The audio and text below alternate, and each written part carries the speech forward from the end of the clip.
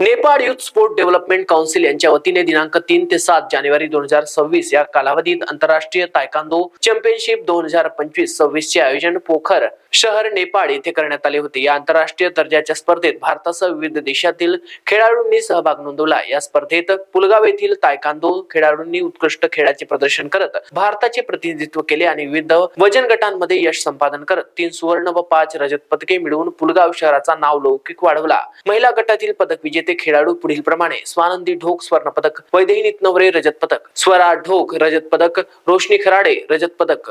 पुरुष गटातील पदक विजेते खेळाडू पुढील प्रमाणे: प्रणव गुडधेर स्वर्ण पदक, निशांत ढोणे स्वर्ण पदक, सार्थक नितनवरे रजत पदक, आरुष खराडे रजत पदक। अशा प्रकारे पुलगावच्या खेळाडूंनी आंतरराष्ट्रीय तायकांदो स्पर्धेत एकूण 3 सुवर्ण व 3 रजत पदकांची घवघवीत कमाई करून देशाचे नाव आंतरराष्ट्रीय स्तरावर उज्ज्वल केले। महाराष्ट्र T24 करिता संतोष देशमुख, वर्धा।